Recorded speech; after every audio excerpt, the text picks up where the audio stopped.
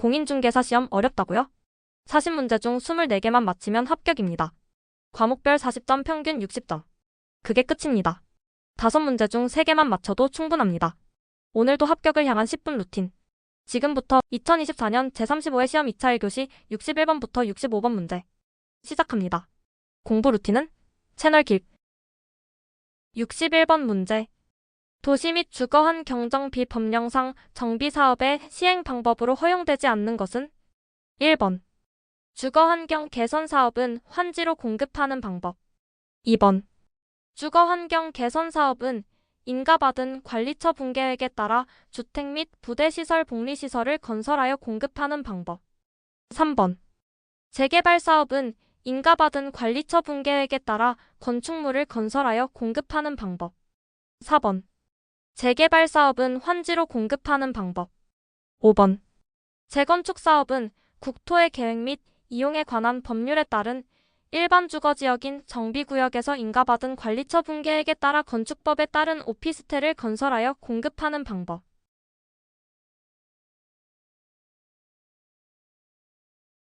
정답은 5번입니다. 해설입니다.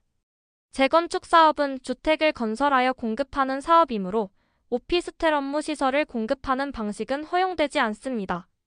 따라서 오피스텔 공급은 정비 사업의 시행 방법으로 인정되지 않으므로 5번이 정답입니다. 62번. 도시 및 주거환 경정 비법령상 조합 설립 등에 관한 설명으로 옳은 것은 1번.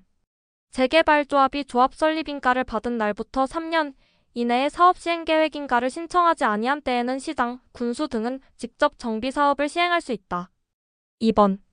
재개발 사업의 추진위원회가 조합을 설립하려면 토지 등 소유자의 3분의 2 이상 및 토지 면적의 2분의 1 이상의 토지 소유자의 동의를 받아야 한다. 3번. 토지 등 소유자가 30인 미만인 경우 토지 등 소유자는 조합을 설립하지 아니하고 재개발 사업을 시행할 수 있다. 4번. 조합은 재개발 조합 설립 인가를 받은 때에도 토지 등 소유자에게 그 내용을 통지하지 아니한다. 5번. 추진위원회는 조합 설립 인가 후 지체 없이 추정 분담금에 관한 정보를 토지 등 소유자에게 제공하여야 한다.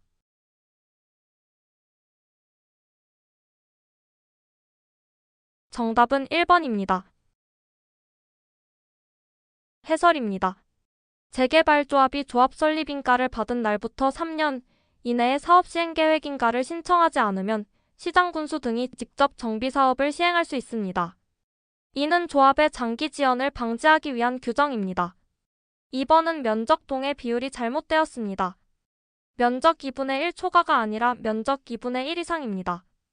3번은 조합 설립 없이 시행할 수 있는 것은 맞지만 정확한 조건이 부족합니다. 4번은 조합은 설립 인가 후 지체 없이 통지해야 하므로 틀렸습니다. 5번은 조합이 아닌 추진위원회가 아닌 시점 이후의 조합 단계의 설명이므로 틀렸습니다. 따라서 정답은 1번입니다. 63번. 도시 및 주거환 경정 비법령상 사업 시행 계획의 통합심의에 관한 설명으로 옳은 것은 1번. 경관법에 따른 경관심의는 통합심의의 대상이 아니다. 2번. 시장, 군수 등은 특별한 사유가 없으면 통합심의 결과를 반영하여 사업 시행 계획을 인가하여야 한다. 3번. 통합심의를 거친 경우 해당 사항에 대한 조정 또는 제정을 거친 것으로 보지 아니한다. 4번. 통합심의위원회 위원장은 위원 중에서 호선한다. 5번. 사업 시행자는 통합심의를 신청할 수 없다.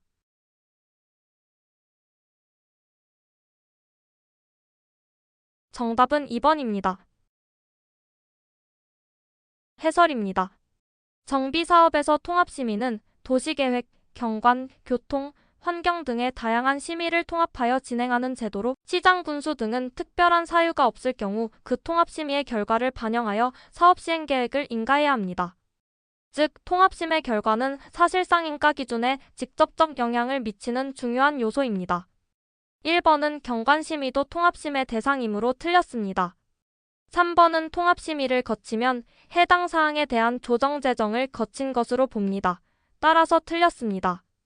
4번은 위원장은 시장 군수가 지정함으로 틀렸습니다. 5번은 사업시행자가 통합심의를 신청할 수 있습니다. 따라서 틀렸습니다. 따라서 정답은 2번입니다. 64번. 도시 및 주거환경정 비법령상 사업시행자가 관리처 붕괴회기 인가, 고시된 다음 날부터 90일 이내에 손실보상 협의를 하여야 하는 토지 등 소유자를 모두 고른 것은 단, 분양신청기간 종료일의 다음 날부터 협의를 시작할 수 있음. 기억. 분양신청기간 내에 분양신청을 하지 아니한 자. 니은. 인가된 관리처 붕괴획에 따라 분양 대상에서 제외된 자. 디귿. 분양신청기간 종료 후에 분양신청을 철회한 자. 1번. 기억. 2번. 기억 니은. 3번. 기억 디귿. 4번. 니은 디귿. 5번. 기억 니은 디귿.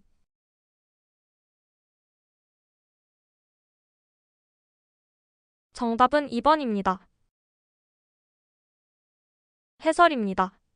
관리처 붕괴획 인가고시 이후 사업시행자는 다음 3가지 유형의 토지 등 소유자와 손실보상 협의를 해야 합니다. 분양신청기간 내에 분양신청을 하지 않은 자기역. 인가된 관리처 붕괴획에 따라 분양 대상에서 제외된 자니은. 단, 분양신청을 철회한 자디귿는 분양신청 의사가 있었던 자로 보아 협의 대상에서 제외됩니다.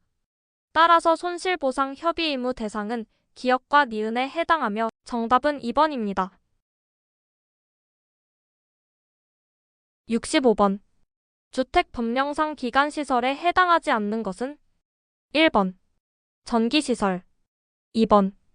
통신시설 3번. 상하수도 4번. 어린이 놀이터 5번. 지역 난방시설.